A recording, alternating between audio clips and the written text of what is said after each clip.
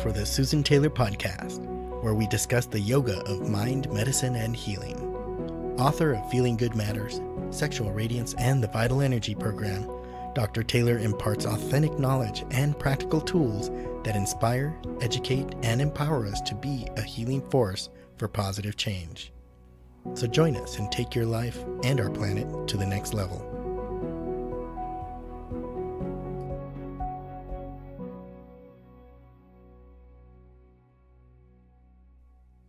Hello and welcome to Podcast 67, Vital Energy, How to Get It and Keep It. But did you ever find yourself in the mid-afternoon with low energy, feeling a bit exhausted from your tank being on empty? And in addition, your enthusiasm and drive has totally diminished. In today's episode, I'd like to discuss what is vital energy, why do we need to understand it, and the 7 habits to refuel your energy. So when you're feeling that energy drain, do you go for that quick fix of a snack or a sugar or a caffeine drink, even a candy bar or espresso, and maybe provide enough juice? It would give you enough juice that you can make it through the rest of the day. Have you ever found yourself in that situation? Maybe, maybe not. And you know, even though you're doing that, that approach is going to often result in a crash. It's short-lived, imbalanced energy spike that you get, and then you get jitters sometimes that are brought on by overstimulating the nervous system. The good news is that you can build your vital energy reserves and get the same results that you got with that jolt of what I used to call rocket fuel, and by using a more holistic mind-body approach. Long before society became largely motivated by convenience, traditional wisdom cultures practiced methods for creating, harnessing, and actually maintaining vital energy within the body using simple and natural remedies. These practices leveraged a deep understanding of what the body needs to stay in really a state of optimal health and balance. Fortunately, these methods are very simple, effective, and as relevant now as they were hundreds and thousands of years ago. Let's explore some of these practices and see how you can incorporate them into your daily routine. But first, I'd like to talk about what is vital energy. I'm going to end with the practices for those that are listening and want to know when that's going to happen. But I'd first like to talk about what is vital energy. Keep in mind that our vital energy, or it's called the life force energy, you sometimes see it referred to, it animates our physical form and flows through within all around us. It's known in every wisdom lineage, Aka to the Egyptians, Pran to the Indian culture, Ki to the Chinese. And it's that vital force that gives us life. And when it's directed with conscious intent, brings us to a deeper meaning in our lives. When this vital energy or pranic field, I'd like to call it, is on point, we often feel like we're in the flow. We become synchronistic with our environment, with our breath, with everything is just synchronized.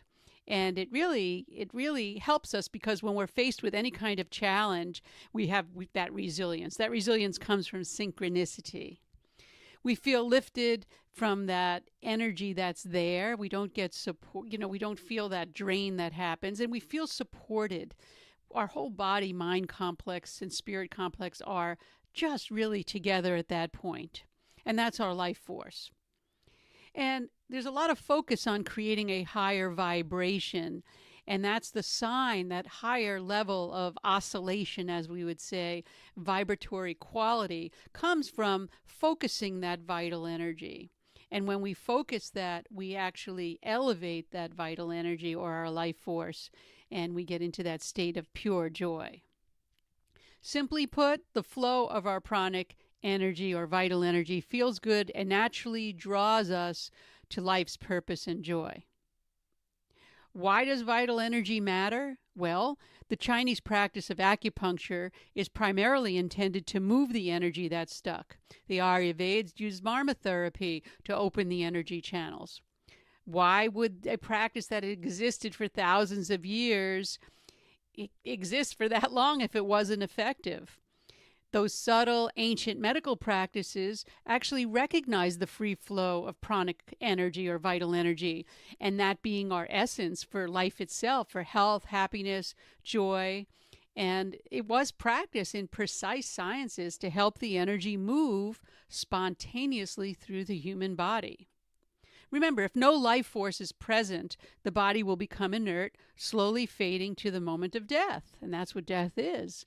Because it's at death, that's the fact when our life force ceases and our soul is freed from the human body. When we work with positive energy, positive affirmations or manifestations, it's crucial that our life force match the sincerity with our intentions. So whatever we're feeling in the deepest level of our intention is what's manifested in our vital energy field. You know, if you do prayer without a heart-centered intention or connection, it's not going to have the same effect as if you're working from that intention and connection at that level. You know, pause for a moment and take a look at the world around. Around us right now, most people are not feeling that great. In fact, most of the people feel a bit miserable. Their jobs don't have any meaning for them. They have stress to pay the bills, and they're relying now on drugs, both pharmaceutical and recreational, to escape this mundaneness of their life. And as life force fades away, we feel lethargic, depressed, even dispassionate about our very existence.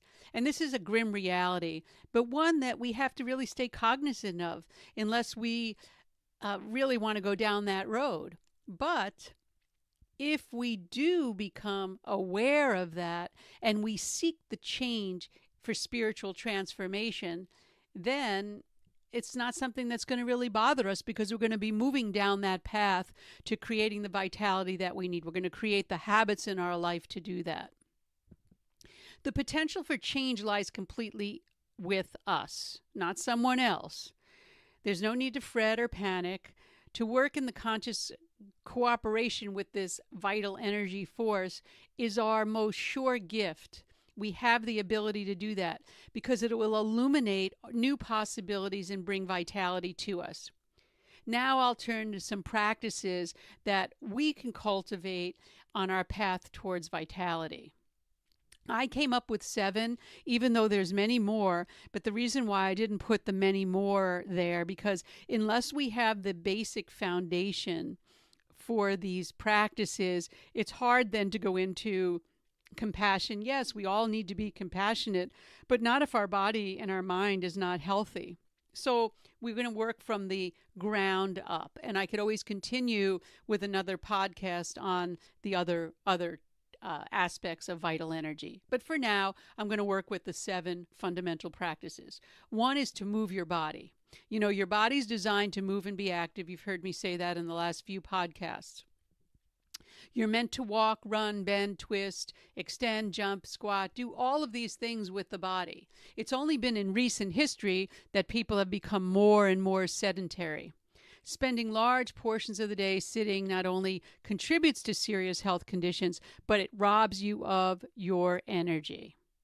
One of the surest and fastest ways to increase your vital energy is to simply get up and move, no matter what activity you choose.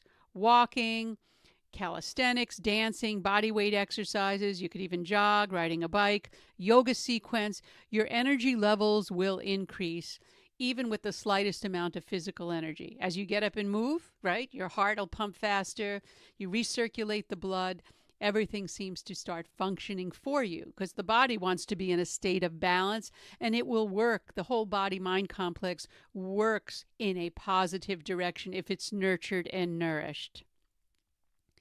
The second is to be in nature and get outdoors. For many, the workplace is very controlled, confined, and artificial environment. We have fluorescent lighting, air conditioning, cramped cubicles. Even colors are not that great in so many offices. These conditions can affect your mood, but they could also deplete your vital energy reserves. The ancient wisdom traditions knew little of this kind of lifestyle that we're in now. You know, our ancestors spent a large portion of their time outdoors embracing nature. So get outside and watch your mood and vitality increase, because being outside exposes you to boundless energy in the natural world. The colors, even brought in through the eyesight, and the sounds through the ears uplift the vital energy field. Feeling the sun on your face will draw in vital energy. And those, as I said, the colors, the greens, the blues, the reds will be absorbed within the visual field, increasing your vitality and your vital energy. Even if it's just a quick 5 to 7 minute walk, stretch, even a pranayama when we work with breath, that will really, really help you when you're out in the natural world. The third is to perform self-massage. Your skin, rather than being a static boundary to the inner and external world, is dynamic two-way. It's nerve-rich and it's sensitive to the environment. So it sends messages about your surrounding and what's going on. You know, sometimes I cringe when I think people put these lotions on, but they don't look at what is in that lotion. Your skin absorbs that. You're feeding your whole organism through your skin. You got to be very careful. If you can't eat it, don't put it on your skin, I always say. Be very, very careful of that, because the skin is a very, very nourishing, nerve-rich environment for your whole being. It's your doorway to the outer world. It serves also the gateway to our inner pharmacy, that when it's activated, it can release the hidden stores of energy and vitality. That's why I suggest do a self-massage. That's how we awaken it. We awaken our energy through a self-massage. And it's, you can do it with herbal oils. I use it with herbal oils. And you can, you have to be careful because it will stain your clothes. So you might want to do it right before you get in the shower. Do that massage and then let the hot water bring the nourishment into the body itself. It's a real nice way to start nourishing your whole body and your skin for that matter. The fourth is established diaphragmatic breathing over and over again. I don't sway from that. Breath is our connection to the source of life within the world. Conscious breath allows our energy to be experienced directly. When we take a deep breath, I don't usually use the word deep breath because people then engage their chest, but a deep breath with the diaphragm, into your body, the unconscious feelings and thoughts are shifted. Everything shifts for you. And that transformation gives that stagnant energy some momentum to get up and out and get you ready to go. When you breathe deeply using the diaphragm, you use the lungs to their full capacity. You take approximately 5,000 milliliters of air in every inhalation. And by comparison, shallow breathing using the chest draws only 500 milliliters. So just on a physical level, you could imagine the oxygen exchange that takes place. But also in the subtle level, the pranic field, the vital energy, the ki, any of those terms we want to use also comes along. It's not breath, but it comes along with breath, and that will animate you and you'll have more vitality. The fifth is to eat foods with high vibrations. As living beings, it only makes sense to eat foods that are fresh, organic, and alive, grown in very nutrient-rich soil. Remember, soil is the key because of the pathways that are in there. They help with our gut microbiome. Also, food has vibration. Plants have vibration. Animal products have a vibration, but it doesn't have the same vibration as a living entity. So be very mindful of that.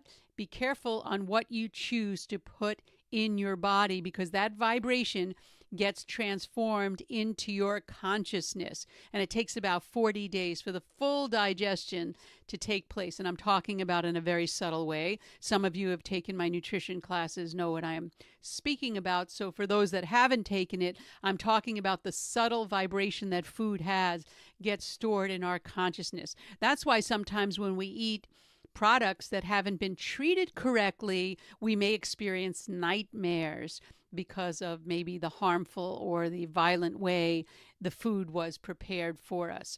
But if food is prepared in a very loving, what we call sattvic way, that's going to be transformed or transferred into the mind field in a loving, compassionate way. Keep it in mind, as I tell people, keep a diary and see what foods you eat and how it reflects to your moods.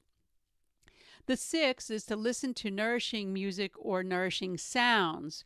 That means sound has vibrational quality. If you're listening to very harsh sounds, that's going to produce harshness in your psyche. That's why when you go to an airport and all the TVs are going and all this noise is all around, it can be very shocking to the system unless you know how to block that out.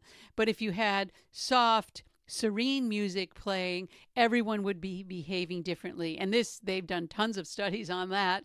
They've done studies on that where they did it with kids in school, I remember way back.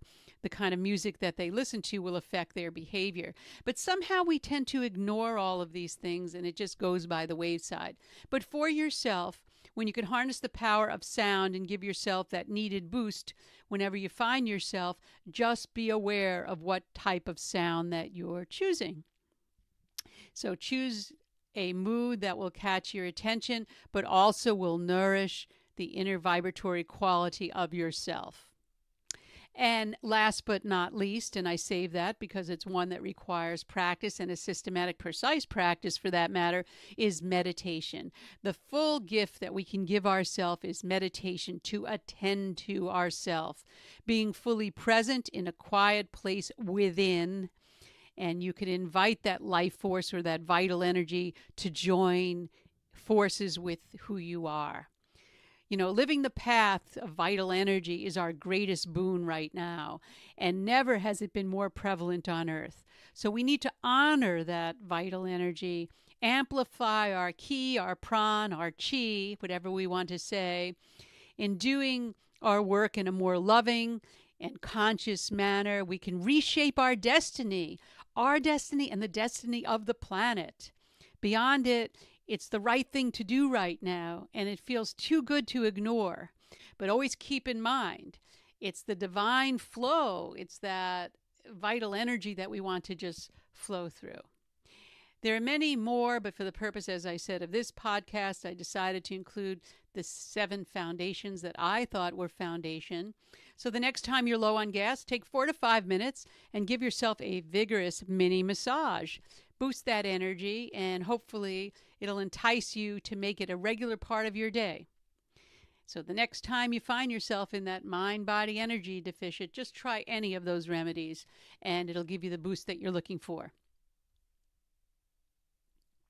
And that brings me to the end of this episode. As just a reminder, again, I'm saying it a few times, it's the first time in over a year we're going to take 2 weeks.